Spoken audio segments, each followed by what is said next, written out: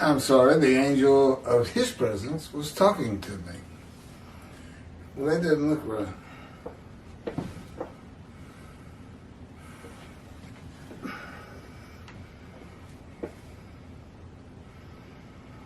This is, I believe, part 3, chapter 21. I missed chapter 20, by the way. I'm going to have to redo it after this one. Translations of the Hebrew Bible. Again, chapter 21 comes in different sections until you finally get to Isaiah 52 and 53 with Rashi's commentary, which of course has already been done. All these have been done before. This is the third time. But even those that were done the second time, just 2 weeks ago, are already showing wear and tear. And I don't mind doing this. I just wish the upload to YouTube wasn't so slow. No, it's hours. 30 minutes can take you over 2 hours. And let's say I get 6 videos out of what I'm doing right now, before lunch. It can take all day. It can take 12 hours, 10 hours, 8 hours before I post 6 or 7 videos. But it's worth it. I mean, I really don't like looking at those torn up videos. And apparently, God had a purpose in that. He knew how bad they were. I think what he did, you really want me to say this? I guess he does. That was him moving my head over here in his power. He wanted to set people like Tovia Singer. I can't believe you've done that. And Jews for Judaism, Kravitz and Michael Skobac, for them to go to him, if their people are telling them, look, there's somebody out here you need to look into. You're responsible to your flock. If God's acting in the world and he's doing it for the Jewish people, you need to check it out and tell us what you think. Because it's kind of above our pay grade, as they say. And I think those videos would throw them back and say, nah, if God was with that man, those videos wouldn't look like that. And see, that's when you think you know too much. You have no idea the things God will do.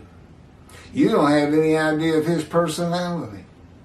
And believe me, he's from one end of the spectrum to another. All goodness, right here.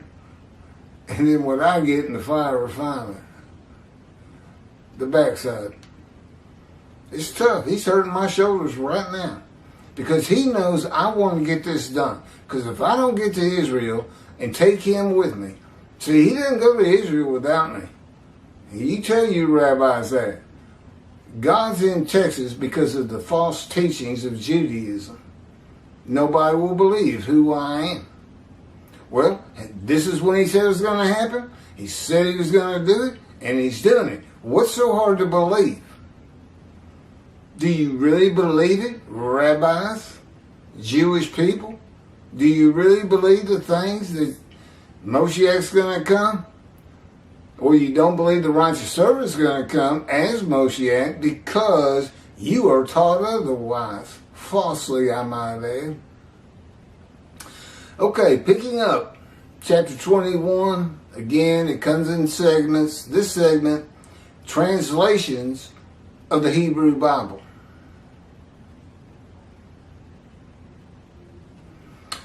Rashi's commentary on Isaiah 52 and 53, translated from Hebrew to English in a translation of the Tanakh by Art Scroll, very famous, an imprint of translation, books, and commentaries from an Orthodox Jewish perspective, published by Masor Publications Limited, can be found online and as well at Shabbat.org. And the translation of the verses in Rashi's commentary are identical at our scroll and Shabbat.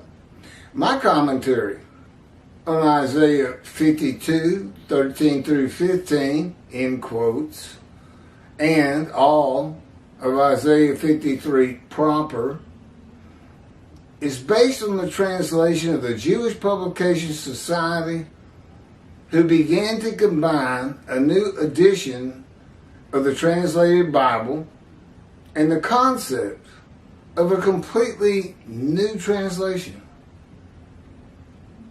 Gradually took hold, and the task was begun in 1955. Sputnik went up in 57, when I was born, and the Jewish people had created a state in 1948 and were making it bloom again.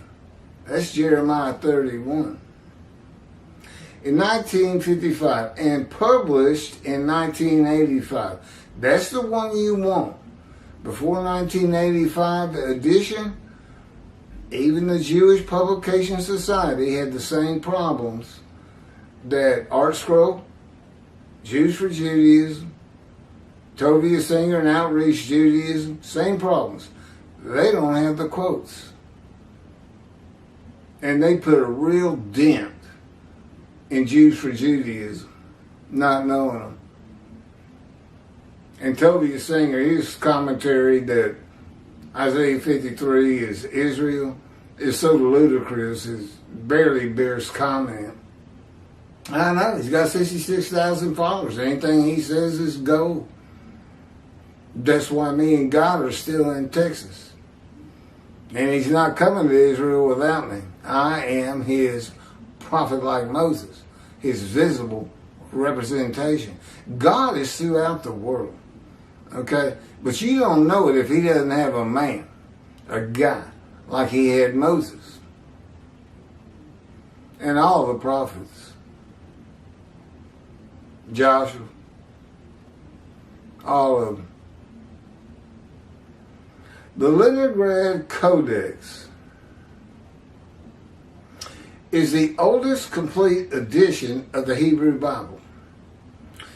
In existence, it dates to around 1008 to 1010 AD. However, the Leningrad Codex, although complete, is not the best quality Hebrew manuscript. Although carefully handwritten, it was corrected against the Aleppo Codex. And the Aleppo Codex remains the best quality manuscript. The Leningrad Codex, however, is so reliable that it is the Hebrew text from which nearly all modern translations have been translated. But they've gone through some things. Sometimes it's Hebrew to Greek, the Septuagint to English, or there were people there were translations from Hebrew to English, and they didn't think it was good enough, and they started working on it again, which is what I think everybody I'm talking to are dealing with. And they lost the quotations, which are extremely important. The JPS found them. Why can't your rabbis find them? Tovia Singer can't find them. Kravitz and Michael Skobac, Jews for Judaism, they can't find them. The word exalt, they use in their commentary to say Isaiah 53 is Israel. They use it in their commentary, and they call it world exaltation. Chapter 13 of 52, which begins the quotations. Now, those quotations are for the righteous servant, and that would be me. Read the rest of Isaiah 53. That's not the people of Israel. But I'll get into that. And just as Matthew did in the Christian New Testament, there's things they avoid and step past, like crushed with disease. Well, the Jewish people is one man Israel. All the Jewish people is one man Israel crushed with disease. When were all of the people as one man Israel afflicted by God? I was. Born disfigured, afflicted. King David would have nothing to do with the lame, crippled, blind, deaf, mute. He had nothing to do with them. Because why? Because in his day, that meant God didn't like you. Well, he must have some affinity for me since I'm doing these things, and I was clearly afflicted at birth, and he takes credit for it. He says, Keith, I removed your right breast, and I gave you a withered right shoulder and arm for my purposes.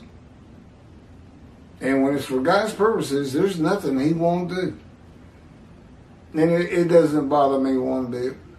I wish I hadn't been born. I was quite an athlete, even with this bad arm. But, it works. I throw a baseball with it. I shoot baskets with it. But I can't lift with it. I bowl left-handed because the ball's too heavy, 16 pounds. I have been unable to find the source of the Art Scroll and Shabbat translation. This is God now speaking. That was me. Of course, I know all this information. It was taught from me. I typed it and I put it on video 2 times already. This is the 3rd time. And Shabbat translation of the Hebrew Bible into English. It is not directly from the Leningrad Codex or the Aleppo Codex. It could be from here it is finally, a Masorite text derived. This is nothing that happened that could have lost the quotes. A Masorite text derived from the Leningrad Codex or the Aleppo Codex or even the Greek translation called the Septuagint, later translated to English, that is the source of the Christian Holy Bible, which is the chosen of God. That's their Bible. God wrote it for them. He did want the Gentiles to get their hands on it, straighten them out a little bit. But they got no business attaching it to the New Testament, saying it's prolific of Jesus. They ought to tear that book off if they want to be in any right standing with God. The fact is, it won't help. If they want to see heaven, every Gentile on the face of the planet, they have to convert to Judaism. Now, wouldn't that be a hoot for the Spanish Inquisition? Convert, or we torture you and kill you. That's what Spain did, and that's what the Holocaust was about too.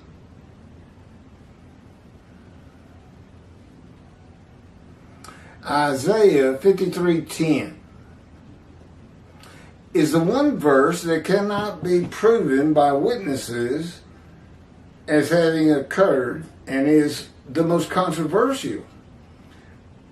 With the translation of our scroll and Shabbat, like the Christian Bible, 2 of the most important parts of the Isaiah 53:10 translation directly from the Leningrad Codex are different, completely changing the meaning and purpose of this misunderstood verse. The Art Scroll and Shabbat translation is, in quotes, and the Lord wished. I don't think the Lord wishes, people. The Lord decides. Wished to crush him. He made him ill. Okay, go to verse 12. He was exposed to death. Okay, so ill it's really a disease. That's how the JPS reads. It made him ill. That's what the Christians use. Well, does anybody know when Jesus was ill? I don't. If his soul makes itself restitution. My soul can't talk. I don't know about yours. I'm going to assume, we're just going to go with, it means the person that we're talking about. The righteous servant. If he makes restitution, he shall see children. He shall prolong his days, long life. And God's purpose shall prosper in his hand. Maybe. Does that sound like Jesus? What did he ever say he was guilty of? How many children did he have? How long was his life after 30 when he was crucified?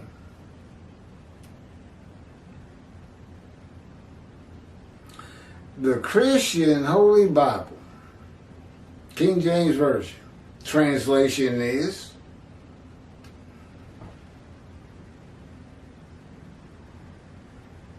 yet it pleased the Lord to bruise him. He hath put him to grief. Fire of refinement will put you to grief. When thou shalt make his soul an offering for sin, he shall see his seed, he shall prolong his days, and the pleasure of the Lord shall prosper in his hand.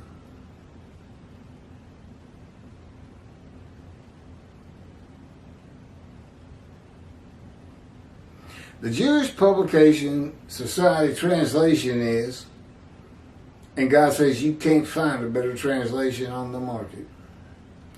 But the Lord chose to crush him by disease, and he's exposed to death. That, and I was, that if he made him 4 times, that if he made himself an offering for guilt, he might see offspring and have long life, and that through him the Lord's purpose might prosper. God had Isaiah write Isaiah 53, just as he had Moses write the Torah, at his command and direction. The multiple purposes of how Isaiah 53 is written were no more possible for Isaiah to know than Moses could know of the multiple purposes of the Torah and the 613 laws for the Jewish people derived from its books. Isaiah 53 was written with the knowledge of God that the Gentiles would take. Oh, don't think he doesn't know everything from beginning to end. Would take the book of the children of the book, Jewish people, and call it their own. That they would do it based on the animal, sacrificial, atonement, and worship laws of the Torah. Isaiah 53 was also written for the day of the Lord. And his vindication, not peace on earth, his vindication of the Jewish people for all the wrongs the world brought upon them by the teachings of Christianity. His wrath passed to the Christians from the Jewish people in Isaiah 51, and 52 and 53 is here to be his voice, his representation. The man is crushed with disease so that he will be made to make himself an offering for guilt to God. My commentary explains what that means, what this means. It has nothing to do with a guilt offering of an unblemished ram of restitution for violating the Lord's holy things, unintentional sins, extortion or robbery. That's Tobias Singer. The Christian translation changes the word guilt to be sin. Yet it has nothing to do with the sin offering of an unblemished lamb. The primary purpose of verse 10 is to make certain the animal sacrificial atonement and worship laws of the Torah cannot, Tovia Singer, cannot, to-be and Christians cannot. God's primary purpose cannot be used for the man described. It is the only reason God would crush a man with disease, to make him his servant.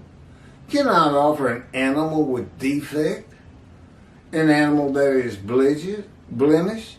So God blemished me. He afflicted me. You're not going to offer a ram that's got a disfigured right arm. No man will refuse God, and God does not need a man's permission to make him a servant. So why the cancer? He is God. In the book of Ezekiel, God seized him and made him suitable for the purpose of being a prophet to the Assyrian Babylon exiles in God's fire of refinement. This is Ezekiel chapter 3, verses 7 through 9. But the house of Israel will refuse to listen to you, for they refuse to listen to me. This is God talking. For the whole house, this is the description of the fire of refinement. For the whole house of Israel are brazen of forehead and stubborn of heart, but I will make your face as hard as theirs, and your forehead as brazen as theirs. I will make your forehead like adamant, harder than flint. Do not fear them, and do not be dismayed by them, though they are a rebellious breed. Basically, the whole world's going to hate me. 30% of the observant Jews of Israel, of that 30%, I don't know who the many is, and I don't know who becomes a multitude. He won't tell me. I'm sure it's going to be, for somebody at the end of his life, retired, God took my law licenses away, and everything else I own, this is a good way to be spending it. It's like a trilogy, the last part of my life. And it's in the scriptures, so I'm sure it's going to be good. This is Ezekiel. A spirit seized me and carried me away. I went in bitterness, in the fury of my spirit, while the hand of the Lord was strong upon me. What is that? Don't you think if you're in the hand of God, things are going to be going good for you? God's taking care of you. You know what Ezekiel would say? If you asked him, why are you bitter and furious? And he'd say, I'm in the fire of refinement, and bad things are happening to me.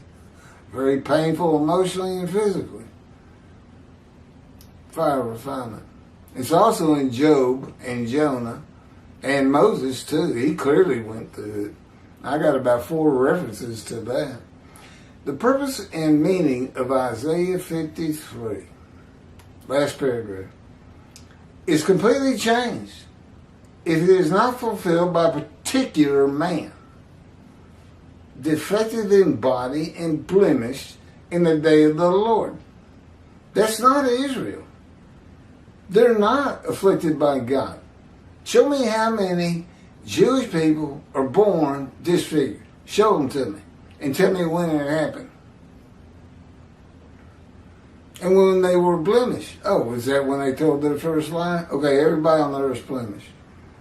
In the day of the Lord. By making himself an offering for guilt that has nothing to do with restitution of the souls of all Jewish men and women at one time, or has nothing to do with the animal sacrificial laws of the Torah for the forgiveness of sin or guilt by the sacrifice of an unblemished lamb, sacrifice of a human being.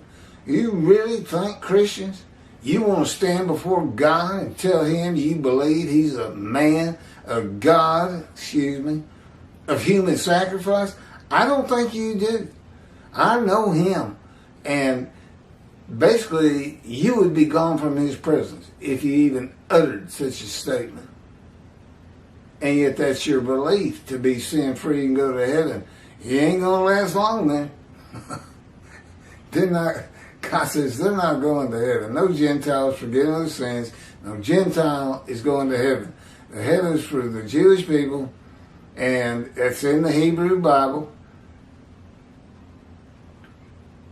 And they can read it and figure out what's going on with the new JPS 1985 and these videos. And they can convert to Judaism. Kind of like the Spanish Inquisition, huh? Believe in Jesus and his resurrection, or we're going to torture you and kill you. Isn't that what you did, Gentiles? Back at you.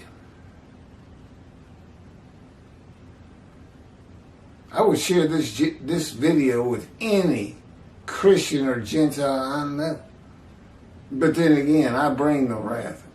And I bring the reckoning to the rabbi. And I'm working real hard on that too. Yeah, they still got their heads stuck in the sand. We'll see what happens. See, I know God's behind all this, so I really don't have to worry about it.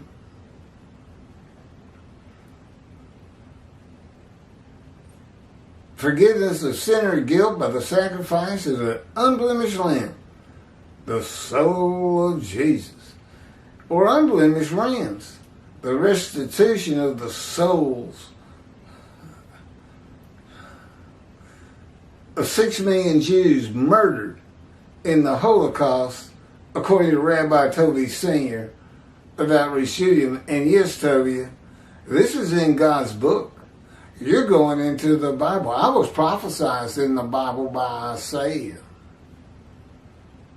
and by God for a prophet like Moses. And Elijah returns in the day of the Lord, the only man specifically taken to heaven. Ask me something about heaven for my proof. It's already in the book. All you got to do is go to keithmccarty.wordpress.com. And you got to go through Messianic Era versus Day of the Lord, the life of God's righteous servant, and then you come to this book. All the writings are God's. It's all Scripture. Isaiah 53 and the day of the Lord. Okay, this is what comes up next. I told you this was in several sections. And I hope I can do it with less parts. But I'm stuck on 30 minutes at a time. It was 11 for chapter 21 before. I think we're on 4.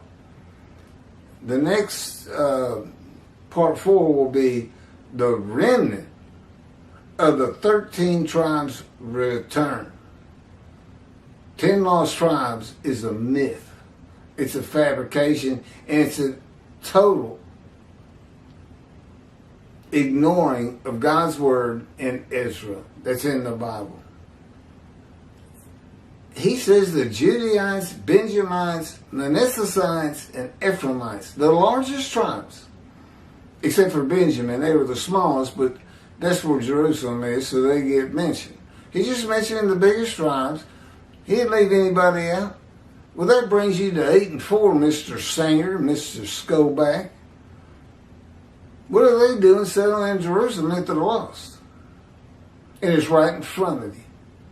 I sometimes wonder, do they just read the Bible one time and then they go to the Talmud and teach whatever the people of antiquity taught? Or did you just change it on purpose because you thought it'd be a better anti-missionary tool? And you knew you were lying and making things up. World exaltation. You can't possibly believe that. If you do, I don't ever want to see you or talk to you. 2 billion Christians disavowing Jesus. Are you kidding me? You ever met a Christian? 2 million Muslims? Have you ever been to the Middle East?